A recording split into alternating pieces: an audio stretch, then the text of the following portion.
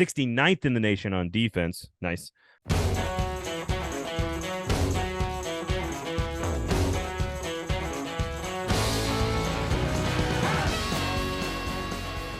Welcome to Fringe Element here on the 440 Sports Network. My name is Braden Gall, and you can follow me on Twitter at Braden Gall. We have filling in for Aaron Dugan today, the great Stephen Lassan. Stephen, how are you, sir? I'm doing great, Braden. As always, it is wonderful to be talking to you. I am hard at work on the Athlon Sports College Football Magazine. So I guess the best way to say it is, hey, the offseason never stops here in my world. And I'm glad to talk about some of these things that are going on in the world of college football with you. No, today is all about returning starters and experience in this conference, sort of setting a benchmark in February for where this league could be.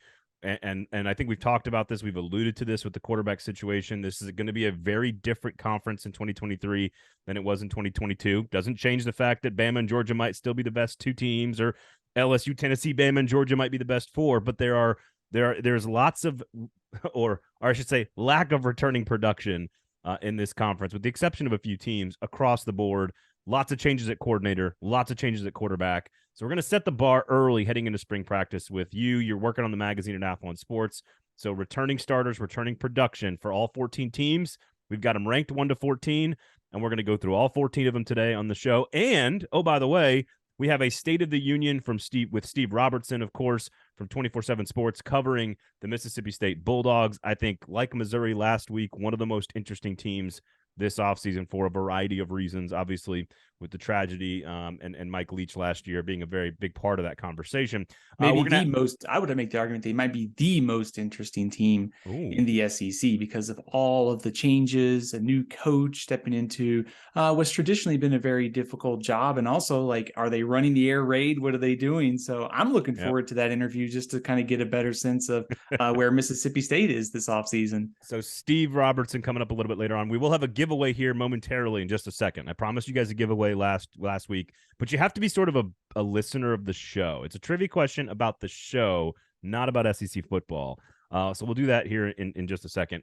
So I want to point one topic, though, one story, because this just broke from, I think, AL.com. Brandon Miller, who is a top 5 pick in the NBA draft, projected the number 1 small forward in the draft in the NBA coming up. He's a first-team All-American on what is the number 1 or 2 or 3 best teams in college basketball at Alabama. And if you are not a fan of college basketball, I just want to quickly explain what this story is sort of like. Now, there was a guy who was not playing a lot of minutes. I think Miles is his last name, who was charged with a murder in Tuscaloosa, the shooting of a young woman. It came out, I believe, on Tuesday that Brandon Miller, again, first-team All-American, top 5 lottery pick, brought the gun to the scene of the crime to his teammate, who then used it to allegedly murder someone. And in that story, Brandon Miller's car is one of 2 cars blocking the victim's Jeep from leaving the scene, while his teammate opens fire into the vehicle, eventually killing a young woman. It's batshit crazy, Steven, the entire story. Nate Oates, the head coach, is like, oh, wrong place, wrong time. That seems a little off base. But for those that don't love basketball, that seems like a lot off base, Braden. Yeah, good point. But for those that don't, we're not going to talk about this for very long, but I just want to point out, like, for those that don't love college basketball and don't follow it as closely, this is a college football show. This would be like Bryce Young being, like, involved in a murder. Bryce Young bringing a gun to a teammate who then used it to allegedly kill someone, and also used his car to, like, stop the victim from leaving. Like, this is bonkers, batshit crazy type of stuff, Steven. It's insane. Yeah, it's bonkers, and not to mention, I think Nate Oates' comments are just completely, like, tone deaf and just, like, insanity on a stupid level. I mean, just to minimize that, one of your players was involved in a very serious incident. So I don't see how you can minimize anything if you're Nate Oates at this point, but we'll see where this goes. But in general, it's one of the craziest stories that I think I can remember. I don't follow basketball as probably as close as you do, but just on the edge, it's one of the craziest stories I can remember in some time. And I am not ignorant to think that we all come from the same place and the same background and the same experiences and the same lifestyles. That would be stupid and ignorant for all of us to think that we all come through life and into college from the same place with the same experiences and the same sort of, whatever vision of what the world is looks like. But like, if you are a lottery pick, you should have people around you and your own mind and your friends to do everything in your power to protect you from doing stupid shit. And because you have a lottery ticket from God to change the fortune of your family's life forever. And I hope that is what people learn from this type of stuff. Like, again, just if you are a 5-star recruit who is going to go play football and I would start putting this in NIL contracts. Like, disciplinary stuff is going to start coming up in NIL contracts, right? You can't you can't be an endorser of a charity and be like busted for X, Y, or Z. And I'm not suggesting college kids are, don't do, stupid things and, smoke weed and get in car accidents. Like, I'm not saying stuff doesn't happen, but this is different. Like, this is so different. Yeah, it's not a run of the mill, violation of being late to practice or, like you said, I mean, minor offenses or anything. We're talking about like capital murder here in Alabama, just, what is it, a few months ago. So, I mean, this is pretty serious. I should note that all this is just allegations at this point. It's working its way through legal and the court system, but still, I mean, just one of the craziest stories, and then one of the craziest, tone deaf responses by a head coach that I can remember in some time. All right, I don't know how I'm supposed to transition into like returning starters in the SEC, or here we're going to give away a hat. But that is going to be the show today. Steve Robertson going to join us a little bit later on, covering Mississippi State. A lot of Steves on this show today, Braden. It's true. Steven Lassan at Athlon Steven, athlonsports.com, of course, the magazine coming out. So pre-order, buy it, all that good stuff. But shout out to our boys that have been partners and friends for a while. University Traditions. They've been making these hats for college football fans for a long time. We're going to give one away today on the show. I'll show, if you're watching on the YouTubes, the only way you can see these is on the YouTubes. There's a nice one right there. There's a cool one right there. You got there's another. This is really good podcasting. There's another cool one right there. We got some. There's an Ole Miss one, a Georgia one. So both of those are sharp right now. I love those. Now the Florida one. Yeah. I like the color, and I like the kind of the old school feel of it. Look, the state of Florida looks like a flaccid penis. It's just what it is. Okay. It looks like an old flaccid penis. I've never heard that before, but objectively, the state of Tennessee is the best shaped state in the SEC. Objectively. For example, here is a Tennessee one and a Vandy one. There's one right there. So here's the question. And first person to either tag this, timestamp it in the YouTube comments, or tweet me at Braden Gall. Look, there's an Arkansas one. Pretty cool. Arkansas is a good state shape, by the way. It's not bad. I like Louisiana as a shape. Yeah. Texas is a good shape. Oklahoma now too. I mean, Oklahoma's a little weird, but right. So here's the deal. There was a pseudo producer on this show, Aaron's brother. If you can tell me his name or any of his nicknames and timestamp it on Twitter at Braden Gall or in the YouTube comments, the first one who gets it right will get one of these University Tradition hats. So there you go. University Tradition hats. Go check them out. They're awesome. All the college teams across the country. You've got to be careful of trademark stuff here. But they've got really cool stuff for SEC fans. So go check out their gear. I get stopped all the time wearing the hat. I wear this one right here all the time. And I get stopped all the time by people saying, "Man, where'd you get that hat?" And I'm like, University Traditions, baby. So go check it out. They're awesome. They're awesome folks down there that doing good work. So, okay. Steve Robertson coming up later on. Let's go through 1 through 14 most experienced teams. And I don't know if you've got any overarching themes that you learn from this process, but I think number one is just how inexperienced this conference is going to be. However, not necessarily. I actually have a big picture thought on returning starters in production I'd like to offer up for you. I don't know how, maybe you disagree with me. We've always done this exercise at Athlon. And I think maybe 6 or 7 years ago, like returning starter data probably meant a little bit more. I actually think in the transfer portal era, I look at the data. It's interesting. It's important to me. I use it as sort of a baseline. But in the portal era, we look at like last year, LSU only had, I think, 6 returning starters, and they won the SEC West because of the transfer portal. So I think this data is important, especially when it comes to returning starters. It just gives us a nice starting point. But more than ever, I think you have to almost look at the losses and look at the next wave that's coming in. In the past, I think it told us probably a little more of a detailed story about the team. I'm not sure that's true now. I don't know how you feel about that, but I think my opinions maybe changed a little bit on the importance of them. No, it's a piece of it, and it's why we're going to combine Bill Connelly's returning production, which does include portal transfers. We're going to combine that with returning starters today to try to give you a sense of who the most experienced teams are coming back in the SEC, ranked in order, in our opinion, 1 to 14. But I agree with you in general. I think that's totally accurate. I mean, Georgia, 15 draft picks, 6 first-round picks off the defense, and still had like the best defense in America. So like, it's not even just that you're losing starters and have portal transfers. It's who's stockpiled talent behind those starters that matters as well. And again, like Kentucky has 8 starters on offense, at the most of anybody in the SEC. That does not include what could be the best quarterback in the conference, Devin Leary, who is a transfer from NC State. So we're going to try to combine all these things for you guys and give you a look at it. Let's start with number 1, which this is going to get a lot of people in trouble in the preseason, either because they're going to overachieve because we pick them too low, or we're going to pick them too high again and be wrong again. I don't know which one, but number 1 with a bullet. And there's kind of 2 teams on this top tier. Number 1, Texas A&M, 7 starters on offense, 8 starters on defense.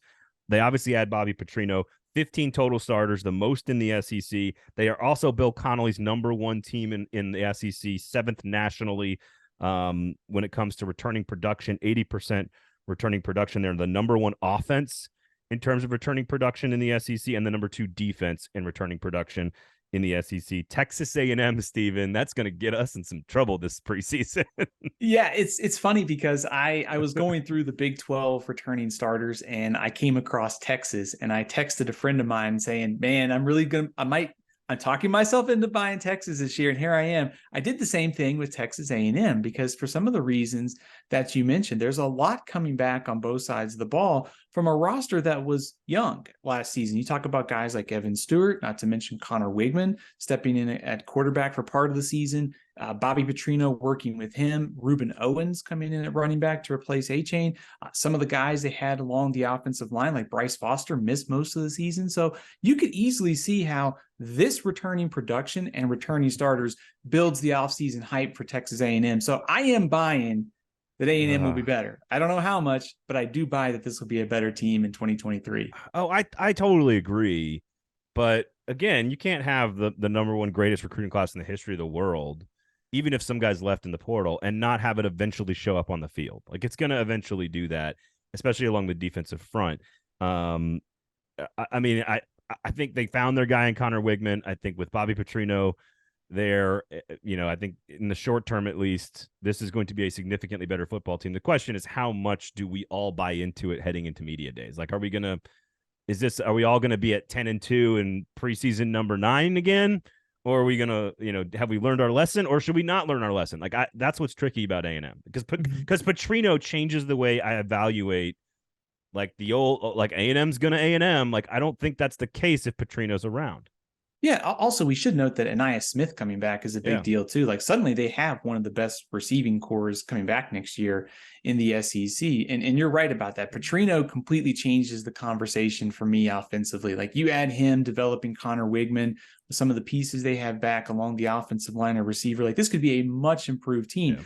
Also, I'll bring up something that you and I talked about, a few weeks ago, which is when you look at the West, Alabama, LSU, and you could throw all the other teams kind of into a cluster, because I don't think there's a ton that separates them. I think Auburn's going to be better, and we'll see what happens at Mississippi State. But A&M could just be better, and some of these other teams could just be about the same as they were last year, and that might get them to like an 8-4 type of range.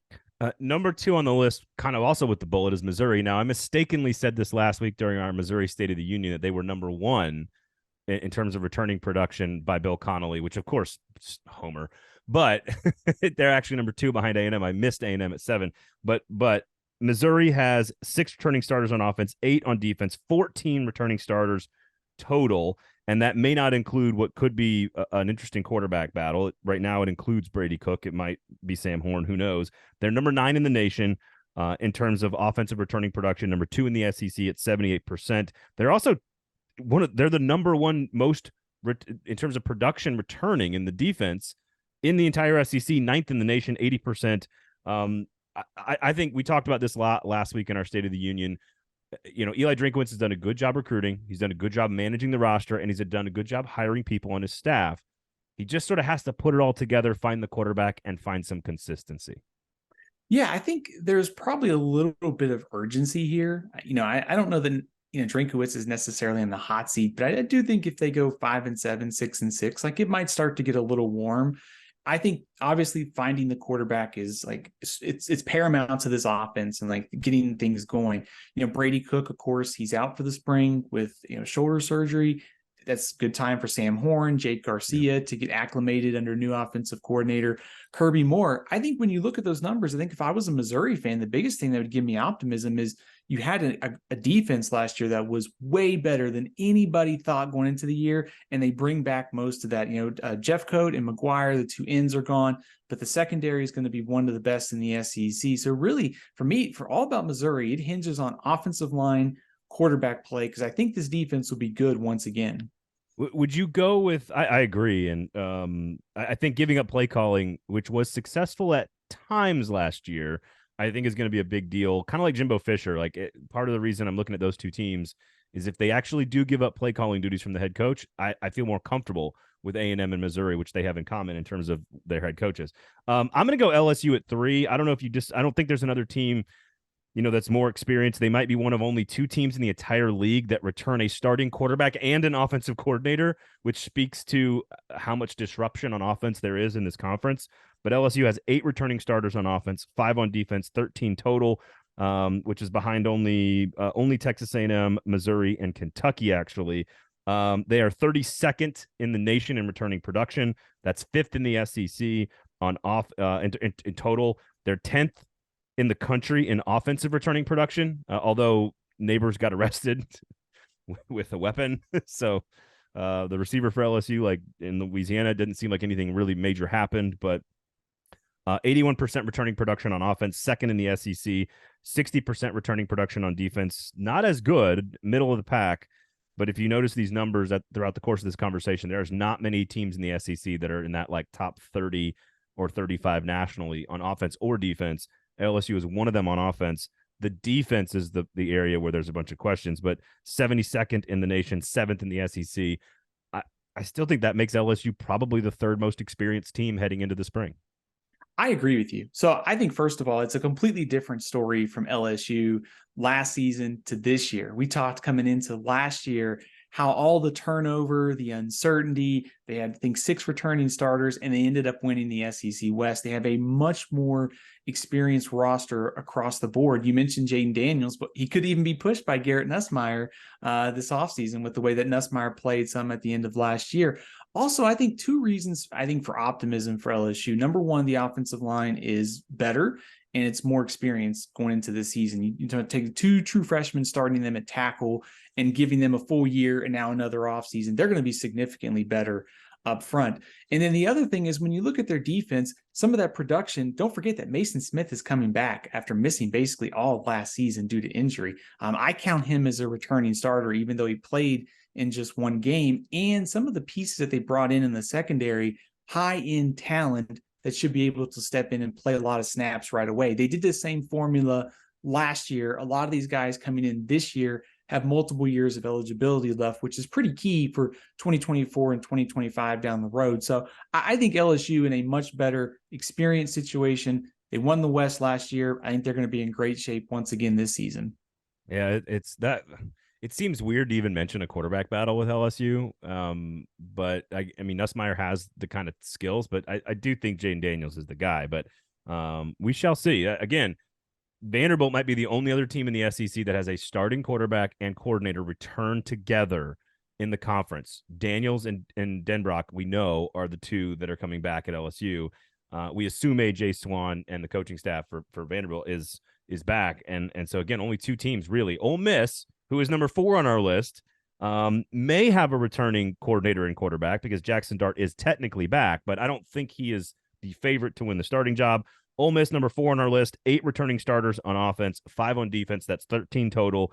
They are 30th in the nation, according to Bill Connelly. That's 4th in the SEC in returning production, but 13th on offense. Some of that is Spencer Sanders, bringing all that experience with him from Oklahoma State. So 13th on offense nationally. That's 3rd in the SEC, 69th in the nation on defense. Nice. 6th in the SEC. So obviously some questions on defense for Ole Miss, Stephen. Who figured? Yeah, I think last year it's fair to say it was not nice for Ole Miss on defense because it started well and it trended in the wrong direction as the season went on, October and November, which is why Pete Golding is now the defensive coordinator for Ole Miss. And of course, they've been bringing in guys from the portal on both sides of the ball to help speed up the rebuilding process, much like Lane Kiffin has done the last couple of years. When you look at this Ole Miss team on paper, I think some reasons for optimism is, number one, you have a couple quarterbacks, whether it's Jackson Dart, Spencer Sanders, Walker Howard. You've got Quinshad Judkins coming back, one of the nation's best running backs, experienced offensive line. I like what they did at receiver too, bringing in some transfers. That's where they're losing some guys to the NFL. So I think when you start studying this Ole Miss team, improved defensive coordinator, they've brought in some guys to the portal who should help at receiver, options at quarterback. There's a lot to like about where Ole Miss is, despite some of the defensive losses and overall production last year. I think they are in a better spot today at this time of this year than they were at this time last year, and they still hit the over in terms of the Vegas win total and rebounded from all the departures from the Matt Corral year, the 10-2 year. I think they're better set up this year than they were last year. Is that fair? I think that's fair. They did have some losses in the secondary, late kind of in the portal process. And I think that's kind of clouding my view a little bit of the defense. I think if those guys were coming back, considered kind of returning starters, they might be in a little better position. But I think to your point, you improved big time at defensive coordinator by bringing in Pete Golding. And if Spencer Sanders beats out Jackson Dart, that means he's just better, and you're probably going to get more consistency at quarterback. So I would probably buy that argument that they're in a better spot going into this year. Number 5 on the list, we've got the Kentucky Wildcats, 8 returning starters on offense, which does not count Devin Leary, 6 returning starters on defense. That's 14 total in the conference, second only to Texas A&M, 63% returning. They're 73rd in the nation, according to Bill Connelly, the 8th most productive team returning, 48th on offense, 7th in the SEC, 86th in the nation on defense, 9th in the SEC. So why are they 5th? Well, again, this speaks to the lack of returning production across the entire conference. But I do think that there is some continuity with Mark Stoops, and the 2 major pieces and the reasons that I put Kentucky ahead of a few other teams like Vanderbilt and Tennessee is that Devin Leary is the starting quarterback, who may be the first, second, or third best quarterback in the entire conference. Didn't play on the team last year. Liam Cohen is a new piece technically, but he's also kind of a proven commodity at Kentucky as well as an offensive coordinator. So I think you put those 2 together, and we've got Kentucky at number 5. Yeah, I think the biggest thing is when you look at Kentucky, like they had 2 questions coming out of last year. Number one, it was quarterback play. The second one was going to be offensive line. And I think the offensive line is still a little bit of a mystery. We'll have to see how that group progresses. They brought in a couple transfers. Are they high-end impact guys? Or are they just guys that can be depth pieces? I think we'll still have to see. But Devin Leary automatically gives Kentucky one of the better quarterback situations in the SEC East. I mean, going into last season, he got hurt at NC State, but was considered probably a top 10 to 15 quarterback in the country. Love the receivers too. I mean, you look Robinson, Key, and Brown. This is one of the better trios in the SEC. So they're really set up with Cohen coming back to be much improved on offense. And honestly, when we get to Kentucky's defense, I just give Mark Stoops the benefit of the doubt. Like, I know they're losing some pieces, but you just think that they are going to figure this out. Again, 9th in the SEC in returning production on defense, according to Bill Connelly, but an 86th nationally. Well, that doesn't sound like a lot, but there's a lot of teams in the 90s and in the outside of the top 100 in the SEC in terms of returning production on defense. So I tend to trust Mark Stoops there. And then again, I think you package Leary and Cohen into an offense with 8 returning starters. The offensive line has to be better than it was last year. Like it can't, I don't think it can get any worse, right? I would assume that it would be better. Now, I could make a case that maybe they didn't bring in enough high impact transfers like we talked about. But at the same time, when you bring back at least 4 or 5 guys with starting experience plus a couple transfers, I think that's a formula that it should be better. Well, and I do think the top 4, certainly the top 2, A&M and Missouri are the most experienced, in my opinion. I think LSU and Ole Miss are clearly 3 and 4, but I do think this next group of teams, and the conversation is going to include Vanderbilt, Tennessee, Auburn, Georgia, Kentucky. Like this group is all really, really tightly packed and very difficult to sort of pick out who's got more experience coming back. I have Vanderbilt next. We've got Vanderbilt next at number 6. That's 6 returning starters on offense, 7 on defense. That's 13 total, according to Athlon Sports. They're the 6th most experienced team, according to Bill Connelly, with 65% returning production.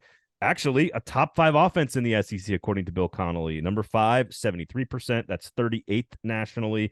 8th in the conference in terms of returning production on defense. 56%, excuse me. 80. This one is tricky because I think you could argue Georgia's talent or Auburn's defense or Tennessee's sort of offensive stability. I think you could argue those are more experienced than Vanderbilt, but I because they've got so many returning starters and all the production coming back, there's a continuity play here with Vanderbilt, and they were ahead of schedule last year, frankly. Yeah, they were much better on offense last year. It almost seems like hard to believe considering how bad they were, but they were better last season. And I think if you're looking for reasons for optimism, it's, they did lose Ray Davis. They still got to get better along the line of scrimmage, but they bring back Shepard, they bring back McGowan at receiver, and they have a quarterback in A.J. Swan who looked really good last year as a true freshman thrown into a pretty difficult spot. I think the numbers on defense, probably good news, bad news situation. I mean, you're bringing back a lot of guys, but you lost your best player, and the defense hasn't been very good under Clark Lee, and that's his side of the ball. So I think there's a lot of pieces coming back, which tells me they should be better, but I think they are starting so far down that it may take another recruiting class or 2 for them to get the guys they need to kind of jump to middle of the pack in the SEC. I mean, is it enough returning production to get to 6 wins? I think if Swan continues to develop, I think there's a chance that they can do that. Okay. All right. Again, major different strengths and weaknesses for all these teams. Tennessee at number 7, and this, again, 13 returning starters, 7 on offense, 6 on defense. The 7th most returning production, according to Bill Connelly. Yet it's bizarre. The offense at 96th in the nation is 11th, according to Connelly, in returning production. But they're top 5 in the SEC in terms of returning production. On defense, I'm not sure I see all the horses there yet, but this is because we trust, sort of like Stoops and defense with Kentucky, we trust Josh Heupel to develop the offense. Joe Milton doesn't count as a returning starter, neither do some of the receivers, but we know they're going to be really good in the passing game. So we've got Tennessee at number 7. Again, I don't know what to make. I need to see more depth on the defense, I think, but I trust a lot on the offense, which is why I still think, despite being, 96th in offensive returning production nationally, that I think we trust this team to be still one of the better teams in the SEC. Yeah, I'm not worried about Tennessee's offense at all. Yeah. I mean, it may not be as prolific as it was in 2022 and enough to beat Alabama, of course, but I still think that it's going to be one of the better groups in the SEC. You just look at some of the weapons they have come back at receiver. We'll see if Joe Milton builds off the Orange Bowl performance. If not, they have the next guy appearing to come through the pipeline. I do think your point on defense is kind of where I need to see Tennessee take that big step forward. I think they're adding some guys through recruiting, the depth, the talent levels going up. But how fast can they get those guys into the mix and be playing at a high level? Because when you look across the board, they have losses at every level, whether it's Young up front, Banks at linebacker, Flowers at safety. They have some holes they're going to have to fill every level on defense. But overall, I just think they need more dudes and more difference makers on defense. But I'm not worried one bit about the offense. It can carry this team until this side of the ball is ready to step up too. I mean, again, top 5 in returning production on defense to a defense that is how good? I mean, that's the question. It was better last year, though. It was, but we don't know how good it is. We just don't. And they lost their best pass rusher, and so there's still some questions on that side, which is why I think Tennessee fans probably think, hey, we've got more coming back than Kentucky, or we've got more coming back than Vanderbilt, and they're probably a better team. but there's still some questions there. Again, first person to send me the name of Aaron's brother in any of his nicknames will get himself a hat, herself a hat from University Traditions. Make sure you check that out. Number 8, Georgia on the list here. 6 returning on offense, 7 returning on defense, 13 total. They are number 80 over. Here's where we're getting to, like, just the conference as a whole. 80th overall in returning production, 9th in the SEC. So that means that more than basically half the league is, not even in the top 50 in terms of returning production nationally. 109 in offense, just like Tennessee, very, very low, 13th in the conference. But this is what's terrifying to me if I'm a fan of any other team in the SEC. 7 returning starters on defense, 4th according to Bill Connelly in returning production, 42nd nationally on defense. So Georgia's strength this year is going to be on defense. So yeah, there's that. Not great for the rest of the SEC, is it? I mean, I when you look at these numbers and you're seeing 109 on offense, and you think, well, maybe there's reason to be concerned. There's no reason to be concerned here for Georgia. I mean, you look, their biggest weakness on paper last year was, well, they didn't make enough plays downfield. Well, they just brought in Dominic Lovett, Thomas at receiver. That's a need that was filled. We know Georgia just develops running backs year after year. They're going to be fine despite losing Kenny McIntosh. Same thing with the offensive line. The transition from Monken to Bobo, and of course, anytime you have to replace a starting quarterback is interesting. But I mean, the defense looks pretty scary again to me on paper when some of those freshmen are making plays in the national championship game. So I am not worried one bit about Georgia's production going into the season. Auburn is the last one on this tier, in my opinion. Number 9, Auburn. Only 3 returning starters on offense. That's part of the issue. But a lot of production. 6th in the SEC in terms of returning production, according to Connelly. 44th nationally. 3rd in the conference overall in returning production, because both you, me, Connelly, the metrics, the returning starters, they all say that Auburn's defense could be extremely salty. 11 total starters, 8 on defense, 28th total production returning, 3rd in the conference, 3rd on defense, 38th nationally in defense. I mean, if they can just figure, and we kind of trust Hugh Freeze to figure out some offense here, it feels like this is is this the tier line for you? Like, is this where you draw a line and say everybody above here has, is kind of about the same, and you lump Auburn in with, and again, we're not talking about how good they're going to be in wins and losses, but just in terms of experience and production coming back, do you put Tennessee, Georgia, Kentucky, and you put Auburn in with that group as well? Yeah, I think so. I think a couple things about Auburn that stand out to me as we're getting ready to go to spring practice. I think you mentioned the quarterback situation. They didn't bring a transfer in through the first window. Are they able to add anybody to the second one? Or do they just feel comfortable with Robbie Ashford and the other guys that they got? I think probably the best job of filling a significant need, maybe outside of Devin Leary, was what Auburn did along the line of scrimmage, because they had a massive need to find starting offensive linemen, and they could have 3 through the portal to come in and start. You look defensively, they lost, Derek Hall, Owen Popo, but they did add some guys to the portal that should be able to step in right away. So I think when you look at this team on paper, we know they should be pretty good at running back. They should be pretty good in the secondary. I think a lot of it's just going to come down to offensive line, quarterback, kind of passing game questions. Yeah, this is, again, experience in returning starters and returning production, portal production. This is not, we're not ranking the best teams in the conference. We're not ranking the best rosters. We're not ranking the best coaches. This is just this is sort of a state of the entire situation in terms of returning production. So number 10 on the list is Mississippi State. 7 on offense. Will Rogers has thrown a gazillion passes. Only 4 starters back on defense, but they're pretty good ones. 11 total. 91st overall, however, by Bill Connelly in returning starters. 10th in the SEC, 8th on offense, but 13th on defense, because we're gonna let Steve Robertson do the work here, and let him give us the analysis. But I was surprised to see Mississippi State at 118th in terms of their defensive returning production in the country, and 13th in the SEC. That's a surprising number to me. But again, I think they've got pieces ready to go that are going to fill in.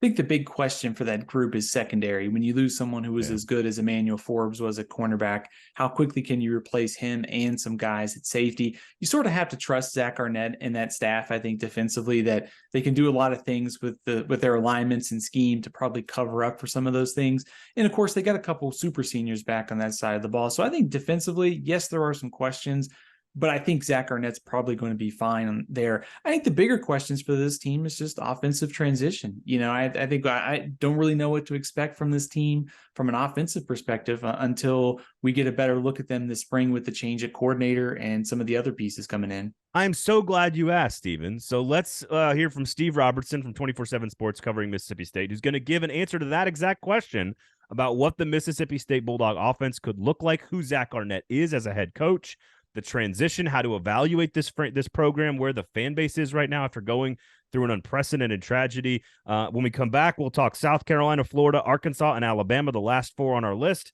But for now, let's hear from Steve Robertson. Here was my conversation with the Mississippi State beat reporter.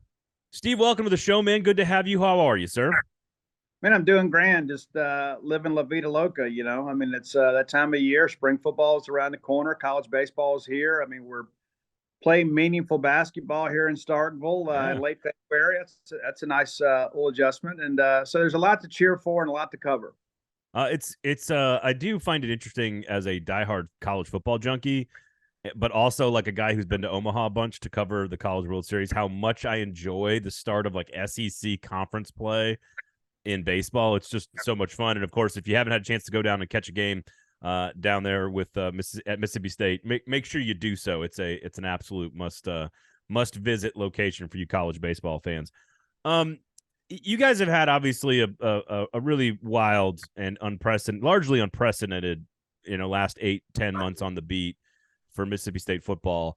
Can you try to give a sense to everybody out there, like just what exactly the community is like right now when they think about Mississippi State football and obviously the tragic passing of Mike Leach? Well, I mean, it's very promising in many respects and very positive. Obviously, as you mentioned, it's an unprecedented situation. I mean, how often does a sitting head coach pass away? I mean, it's just, and the fact that it was just so incredibly sudden. I mean, the night before Mike passed away, he was at a friend of mine's Christmas party. I mean, he was just out having a good time. And, the assistant coaches told me that Friday night they had official visitors in and he was in a great mood and holding court and, talking about hunting and fishing with Isaac Smith, and everything was great. The next morning he's gone. And I think we've kind of gotten over the shock of all of that now, because the business of college football is never ending. I mean, you don't have time to sit around and feel sorry for yourself. And the administration made a decision to promote Zach Arnett from interim head coach to full-time head coach. He immediately prevents poaching of the roster, and there was widespread tampering, which is disgusting considering the circumstances. Then he lands a top 25 recruiting class, goes out, wins a bowl game, gets a top 20 finish, and puts together a great staff that has got people thinking, this was absolutely the right decision. It wasn't just a matter of it was the right decision in the moment. I think long-term, it appears to be the right decision. Do you have any sense on how to evaluate a pretty good record last year? I mean, do you have is it even fair to evaluate? Like, you just laid out a lot of good positive things, and we'll get to where the roster is today as we head into 2023. A lot of positives, especially on the defensive side of the ball, the quarterback position, etc. But like, do you even know how to fairly analyze and evaluate the 9-4 record last year? Well, I think most people were pleased. I mean, I think beginning of the year is like, hey, we went 7-5 last year, and we lose the bowl game, and you lose the Golden Egg. And so basically, Mississippi State fans, if you win the Egg Bowl, you're going to buy bowl tickets. If you lose the Egg Bowl, you're not going to the bowl game. And so you end the year on a negative note. And then this year, you go 8-4, you get the egg back, you end up in the best pool of 6 Florida bowl game, not named the Florida Citrus, which is actually above the pool. And then you win that game. And so you end the year on a 3-game winning streak. You have possession of the Golden Egg, and you got top 20 finish. And so I think most people look back and say, you know what, hey, we met and likely exceeded expectations, but we certainly took a step forward as a program. And then you have this unprecedented situation. So then there's all this uncertainty. But the schedule lays out really well for Mississippi State this year. I mean, you have 8 home games for the first time in school history, and all 4 of your road games appear to be toss-ups. And so, if this staff can come together, you can get everybody on the same page, it should be a really good year for Mississippi State football. Well, let's start on offense with Zach Arnett's choices. Kevin Barbet, of course, on offense. You bring back Will Rogers. You lose a couple of weapons, but that's to be expected in modern college football every single year. Where is this roster relative to each of Will Rogers' starting seasons? What is this supporting cast, in your opinion, projected to look like around him relative to each of the last 2 or 3 seasons? Well, I think it's the best. I mean, you returned 4 or 5 starters in the offensive line.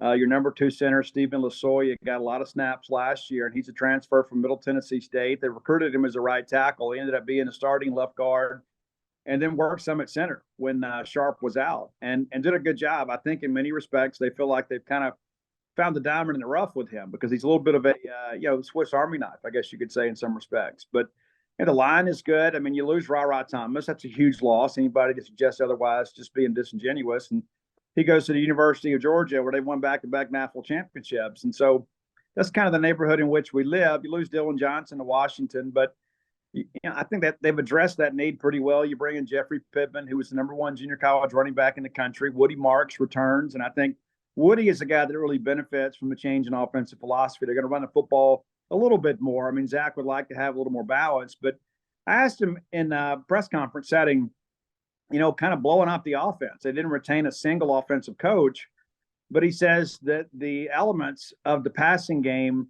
are going to mirror what they've done before. The Barbet, I mean, basically the same concepts they ran in the air raid. They're going to run a much similar offense in that respect. They're just going to run the football a little bit more, and they're going to have some different, they're not going to be 10 personnel all the time. They're going to have some different formations, and they're going to employ the use of the tight end. That was something they were actually kind of trending towards last year anyway.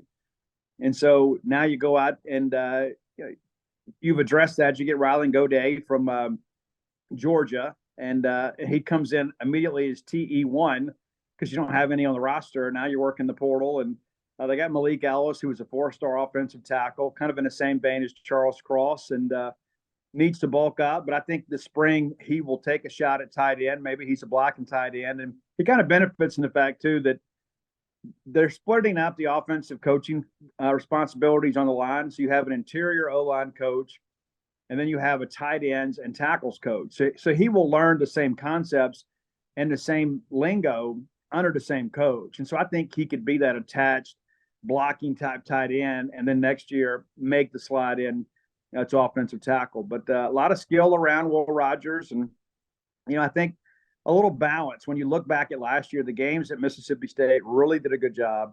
Were the games they were successful in running the football, 100-plus yards a game. I think if you're able to do that this year, and you've got Woody Marks certainly capable of carrying the mail for you, I think this is a team that is capable of building on last year's success. Of course, there'll be some growing pains with a new staff, but if they can get a good spring under their belts, I expect this to be a very good season for Mississippi State.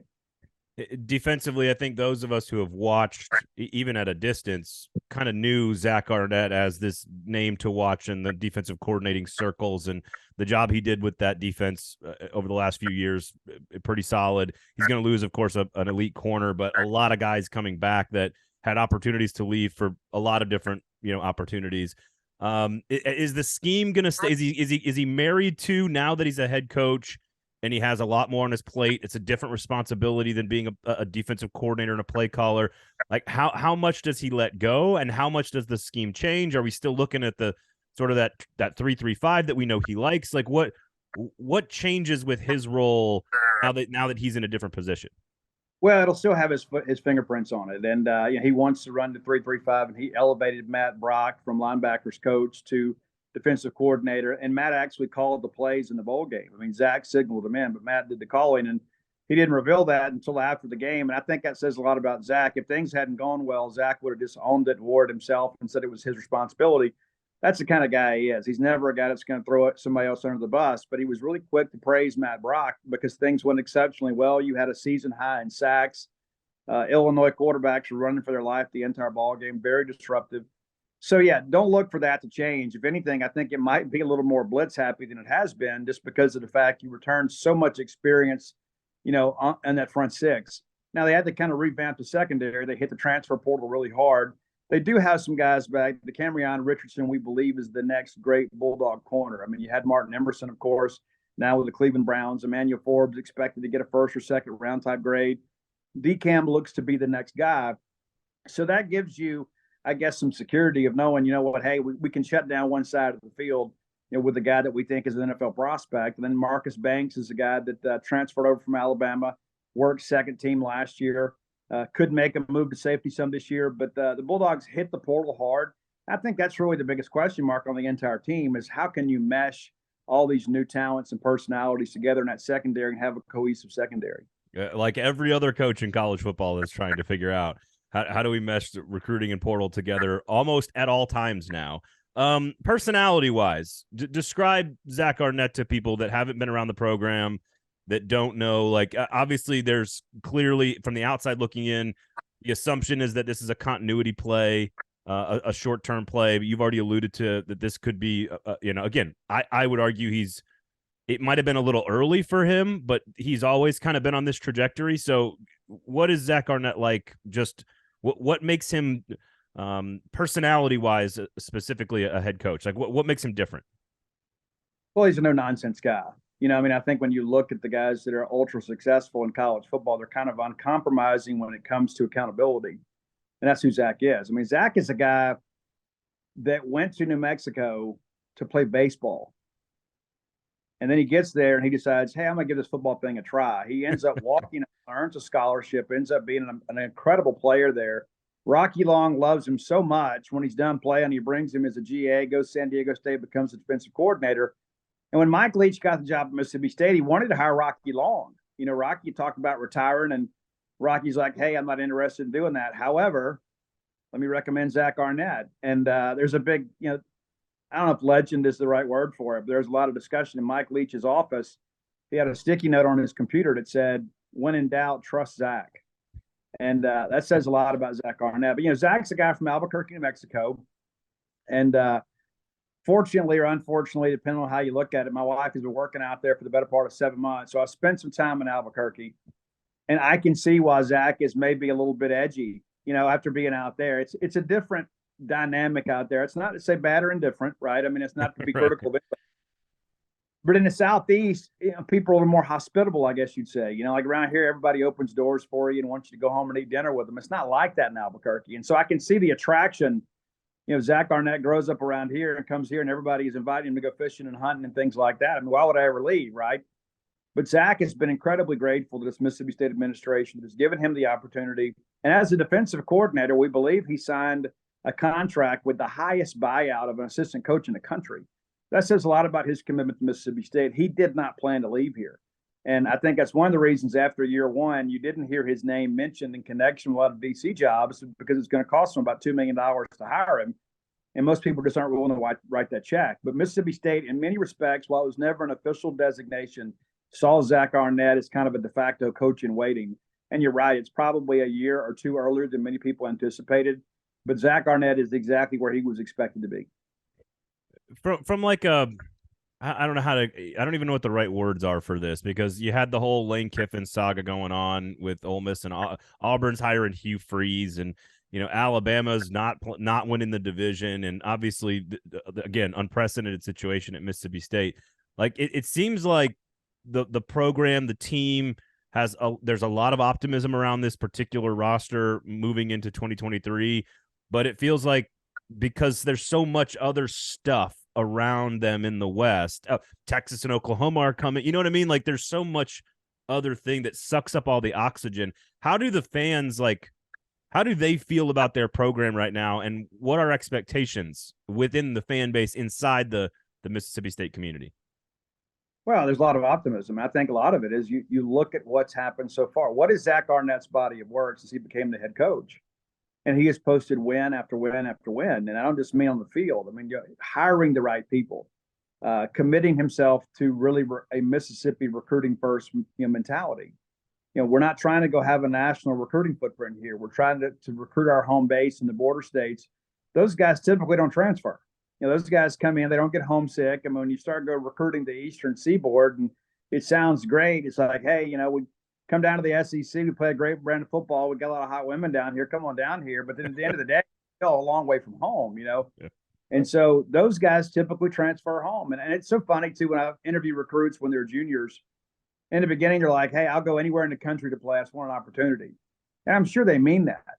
And then in the end, they pick State or Ole Miss, and they say, well, it's close to home. So it's like over the course of the process, your value system kind of changes a little bit. But the reality of it is I think Zach is just, if you look at what he's done and decisions he's made so far, it shows that he was ready for this job. Now, again, it may be a little bit premature. There may be some growing pains in year one, but I think the schedule provides a little bit of grace because you do have those 8 home games, and you're not traveling to Tuscaloosa. You're not traveling to Baton Rouge.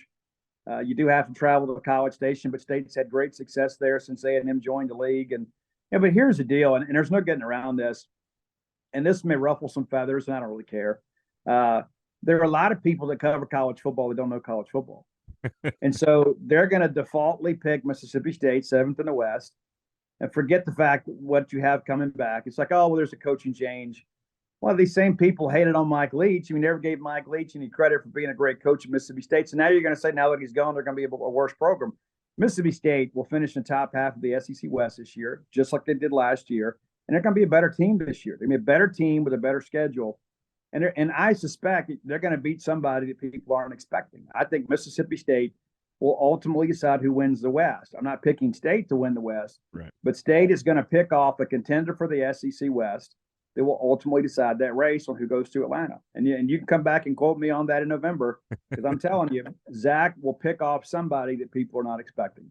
Well, and while South Carolina and Kentucky, normally you would love that tandem. Obviously they're a little bit better than they normally are, but that's still a very manageable crossover. The non-conference schedule is very manageable. When we expand to Texas and Oklahoma, obviously the Egg Bowl is unquestioned. It's protected by the SEC, and we go to I'm telling you now, we're going to a 3-6 rivalry, 3-6 scheduling model. Who are the other 2 games that Mississippi State fans want? They've played Kentucky every year since '92, but that doesn't feel all that natural. Some games are just going to get lost in the shuffle kind of organically. But what would their priorities be, knowing that the Egg Bowl is, unquestionably protected? What are the other 2 that Mississippi State fans would want to have on their schedule every single year? Yeah, I know people like the Kentucky permanent thing, but there's not a Bulldogs that travel to Lexington. You know what I'm saying? It's like, yeah, it's been and since that Kentucky has joined the league, since the league expanded back in '92, it's been pretty much 50-50, right? I mean, and then granted, Coach Stoops done a good job at Kentucky. Dan Mullen dominated Kentucky, and then Stoops finally kind of got over the hump in the last couple of years. He's beaten Joe Moorhead. They've been really good at home. State has had a really tough time at Kroger Field. And it's a lot of fun games too, like between those 2. Like it's been absolutely. very, yeah. And even the 2016 game, Mississippi State scores in the final 2 minutes, and the Kentucky kicks a 53-yard field goal to win it. It's been pandemonium. But I don't think there's anybody that has any emotional attachment to that. I think deep down, people would love to continue to play Arkansas. Arkansas and Mississippi State are both crazy about baseball. And so Arkansas fans travel here for baseball, and Bulldog fans travel there for baseball. And so I think there is this banter, and sometimes it gets a little bit heated, but there's a respect between the 2 programs that I think people appreciate. And Arkansas is really a lot closer from a cultural standpoint to Mississippi State, maybe some other programs are. And I think that banner is really good for the rivalry. And this may come as a bit of a surprise, but I think Auburn being a land-grant school, there are a lot of people in the conference that think that's their favorite road trip within the West. The fan bases are very similar from a value and cultural standpoint. And so if State got Auburn, Arkansas, and Ole Miss, I think they'd feel like they ran away with it. The flip side of it is I think they're going to give you somebody in the East. I think they're going to be somebody just for TV or whatever. And so maybe that ends up still being Kentucky. But I just don't know. Kentucky fans don't typically travel down here. They do for basketball, but they won't come for football. But, I don't think that anybody at this point is going to be upset as long as we get out of playing Alabama every single year.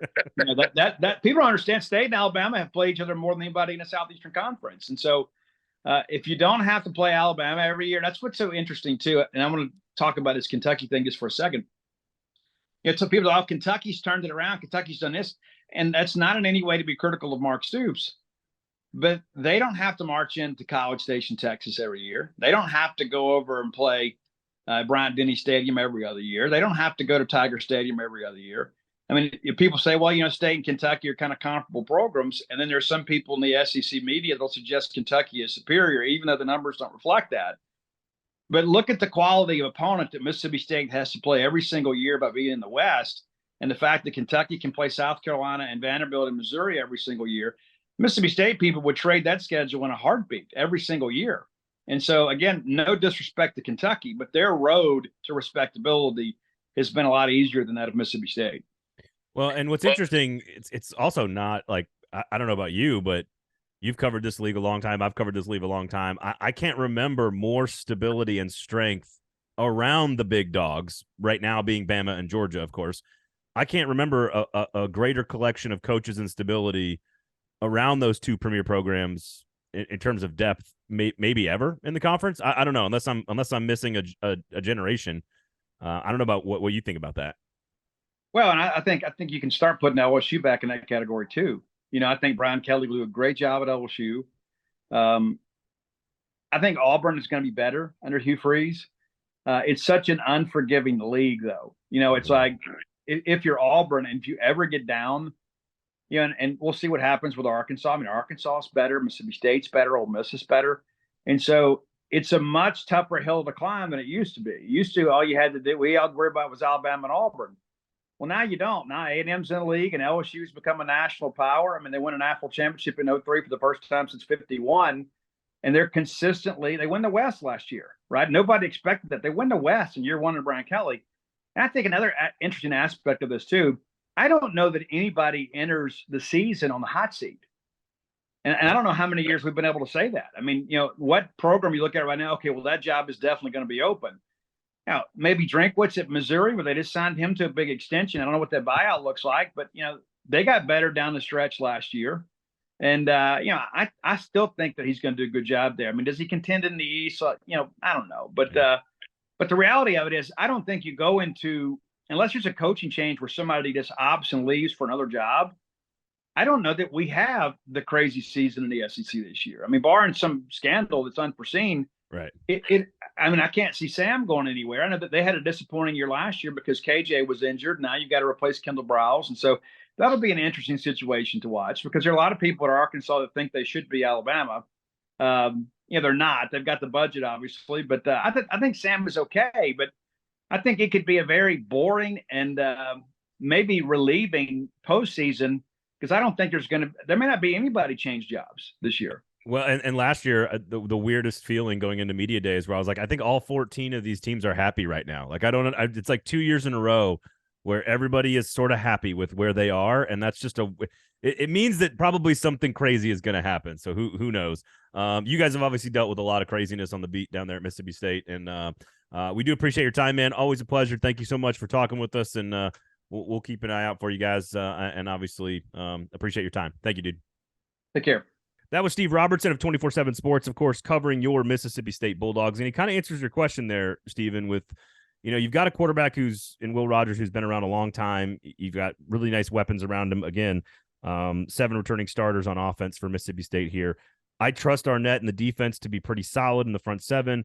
But really, what does the scheme look like, as you asked? And as he said, it's going to be a lot of Mike Leach's stuff, a lot of the air raid, a lot of Will Rogers stuff he's comfortable with. But if you mix in a little bit more balance with Barbay, the coordinator, I do think that is an intriguing possibility for Mississippi State, and that schedule's pretty easy too. I think that call to sort of not transition away, but make a kind of a soft shift is probably the right call, given that you have such an experienced core coming back. Like Zach Arnett in the future may want to say, hey, we've got to get better 50-50. But this year, if you just do, I don't know what the numbers is, but 60-40, 65-35, you might have a little bit better offense. But I think Will Rogers is one of the top, quarterbacks in the SEC, returning, of course, and finding receivers and running backs and offensive linemen shouldn't be a problem. So that formula is probably the right call for Zach Arnett going into this year. All right, number 11 on the list here as we wrap up the most experienced teams heading into the spring in the SEC. South Carolina, 6 returning starters on offense, 4 on defense, 10 total. That is ahead of only Arkansas and Alabama in the conference. 102nd in the nation in returning production, 11th in the SEC. That's 76th in the nation on offense and 113th on defense. And South Carolina, once again, every time I look at this team, I just don't know what I'm looking at.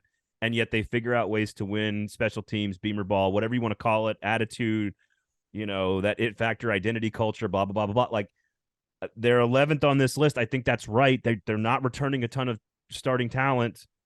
They do have Spencer Rattler coming back. I don't love Dow Loggins, but they somehow keep figuring out ways to overachieve. So I don't know what to make of this team. Yeah, I know I've mentioned this to you before, but I think it's worth mentioning again that the last 2 years under Shane Beamer, they have exceeded our preseason expectations. They just keep finding a way to do it. And like you, I have serious doubts about the Dow Loggins hire working out. Now, if they can figure out what worked in the last couple games of the season for Spencer Rattler, that clicked, and build on that, they're going to be in good shape because Juice Wells is also back at receiver, one of the top receivers coming back in the SEC. Got a decent foundation along the offensive line coming back too. I think that's a group overall that they still need improvement out of. What worries me if I'm South Carolina is when you look at like defensive end, they've had some losses through NFL, through transfers. They're kind of thin on that spot. They also lost a couple linebackers. Cam Smith went to the NFL too. So Loggins, Rattler, how that works out is going to be interesting, but I do think that some of the defensive concerns are probably just as significant for South Carolina too. Yeah, again, 113th in returning production on defense. That's 12th in the conference. Rattler's fascinating because if you take out the Vanderbilt and Tennessee game, which was 9 touchdowns, 0 interceptions, he only threw 9 touchdowns in the other 11 games and 12 interceptions. And people are like, Gamecock fans, I love you guys, but you're like, oh, well, yeah, if you take out the guy's best 2 games, of course he's not as good. I'm like, yeah, but the other 11 games were very, very below average, for lack of a better term, on average. Again, 9 touchdown passes in 11 games is hard to do if you're starting in college football and you have that kind of talent. So I think if we graded Spencer Rattler at like before November, I think a lot of people would have been probably maybe disappointed in the way that he had played so far. Well, and maybe not all of his fault, I should say though. Yeah, and like my take on Joe Milton has been like, I need to see it before I believe it. But like it's very conceivable that Spencer Rattler has his best season as a player this year. Same with Joe Milton, same with Jaden Daniels, like guys who get to this point of their career. Graham Mertz, we're about to talk about Florida. Like Graham Mertz could absolutely have the best season of his career in 2023, and that changes the way we perceive some of these quarterbacks. But like again, I need to see it consistently from Rattler, from Milton, from Mertz, from these guys before I start saying like, all right, he's a top 5 player in this league at that position. I don't think that's the case for Joe Milton or for Spencer Rattler yet. Although Spencer Rattler might be a top 5 quarterback, given that the whole league is in transition for this season, just something to think about when you get ready to do your all SEC voting. I have him at like 7 or 8 in the conference behind because I think Ty Simpson and Carson Beck, should they win the jobs, like if Spencer Rattler was at Alabama and Georgia, which I know is not fair, but if he was at Alabama or Georgia, he would look a lot better, I feel like. But maybe that's not fair. So who knows? Number 12, Florida, 6 returning starters on offense, 4 on defense, 10 total. 107th in the nation in returning production. That's 13th in the conference. 103rd on offense, 91st on defense.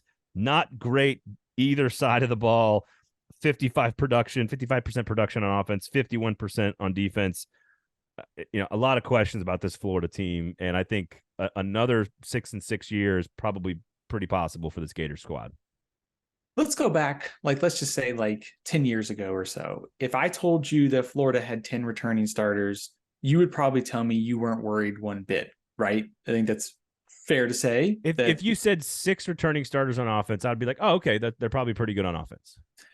I think the kind of takeaway that I have after looking at Florida kind of is before we go into the spring. In the past, we would say they lose all these players, but it's still Florida. They're still going to be very good. Yeah. And I think when you look at this roster coming back this season, to your point, it is still going to be another rebuilding year, I think, at Florida. I just think that the talent on the roster has dropped off. It's going to take another recruiting cycle or 2 to rebuild that. You can go across the board. I mean, defensively last year was one of the years that I can remember Florida having fewer players in the mix for all SEC honors in the preseason, and it carried its way through the season. When you look going into this year, I mean, they lose somebody like Osiris Torrance, who is one of their best offensive linemen. A couple other guys are gone. They lost Anthony Richardson, of course.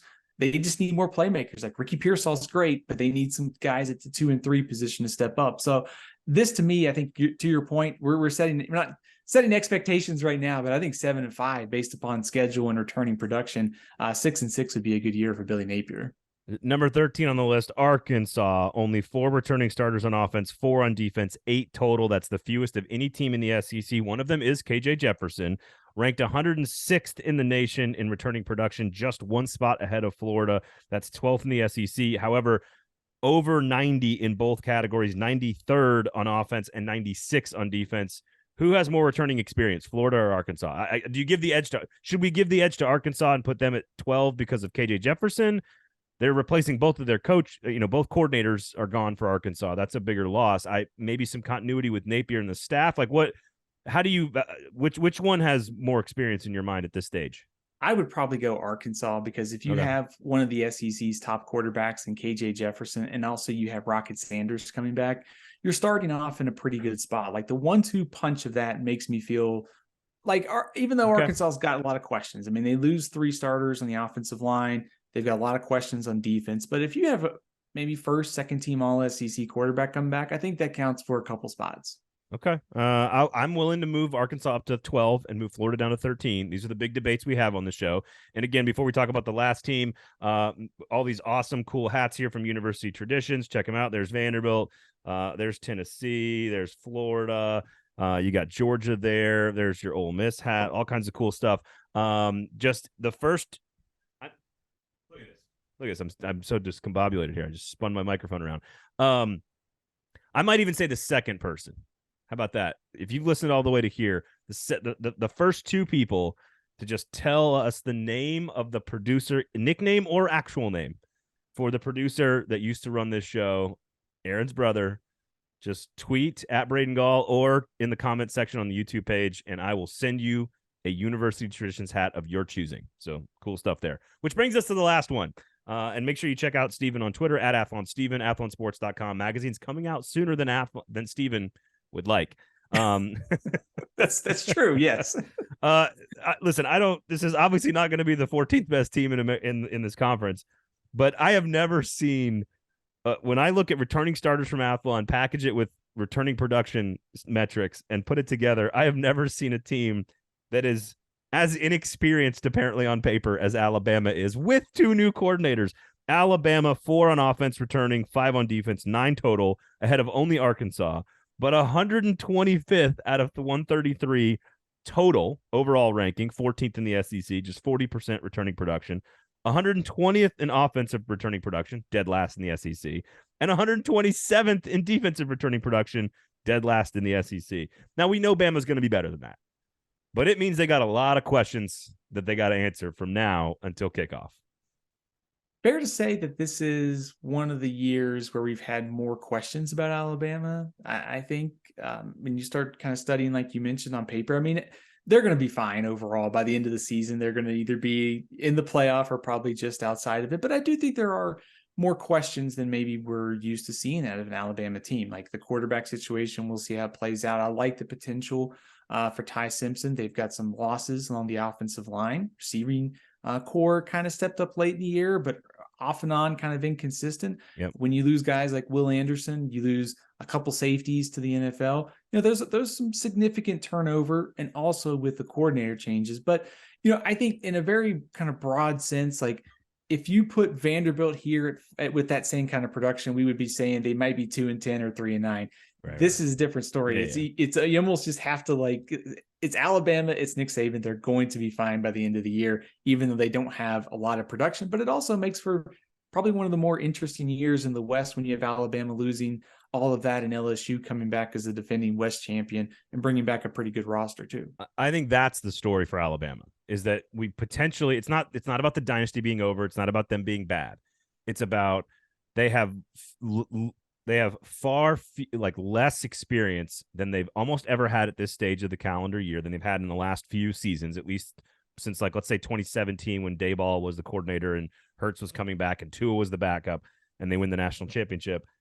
But to package it with A&M being the most experienced potentially returning roster, with LSU being also one of the most returning experienced rosters, and a year of actual, proof of concept last season. And, oh, by the way, Ole Miss is returning as much as they're returning. Tennessee on their schedule is better than Tennessee's been in recent memory. Like, it all adds up, right? It's all about the entire picture. And Georgia, of Alabama. too. Yeah, and then of course Georgia potentially, but now they're not on the schedule. But like, in Atlanta potentially. If you just look at their schedule, though, just regular, like Tennessee, Ole Miss, A&M, LSU, Auburn's going to be better than they were last year. Mississippi State's still pretty salty. We talked about them. Like, there's just a lot there that they've got to deal with and answer internally as well as externally. So, listen, I think Alabama is like 10-2 again. I don't think that they're. I'm not. This is not some giant drop off, but I think there is no just like pencil them in at number one this year for the first time in a long time. That's absolutely right. I mean, I think I had them at 6 in my very early top 25, which is like the lowest that I can remember Alabama being in some time. Now that may change. I may put them in the playoff when we do the real thing here in a few months. But, it's almost like with Georgia, you just gave them the benefit of the doubt. They are losing a lot. They've now gotten the Alabama benefit of the doubt to be number one, despite all the losses just from what's happened the last couple of years. And just, right. I think more questions about Alabama this year. Obviously that means they'll be like 15-0 at the end of the year and win the national championship. Yeah, of course. There you go. Texas A&M and Missouri and LSU and Ole Miss at the top tier. Then you've got Auburn, Tennessee, Kentucky, Vanderbilt, and Georgia in that middle tier of experience. And then Mississippi State, South Carolina, Arkansas, Florida, Bama in that bottom tier of experience. And again, this is exclusively about returning starters, according to Athlon Sports, and some returning production, according to some statistical metrics. The most experienced and least experienced teams at this time of the year heading into spring practice. Steven, where can people find you, man? You can follow me on Twitter at AthlonSteven, and you can check out all my work at athlonsports.com. And you know what? Last final nugget of wisdom here. Experience kills, man. It does. Experience kills. Like, I know we like to pick on old people, but like, experience and wisdom is important, especially in college athletics. Having that experience really matters. And that's what we want to do. That's what we were trying to do today on the show. Get ready for those magazines, of course, as well. Rate, review, subscribe. Tell me who you think Aaron's brother is and his nicknames and his nicknames, and we'll send you some cool gear from University Tradition. So check them out as well. Thanks for listening. Rate, review, subscribe. Check out the YouTube page as well. Thank you, Steven, for hanging out. My name is Braden Gall. We'll talk to you guys next week. This has been Fringe Element here on the 440 Sports Network.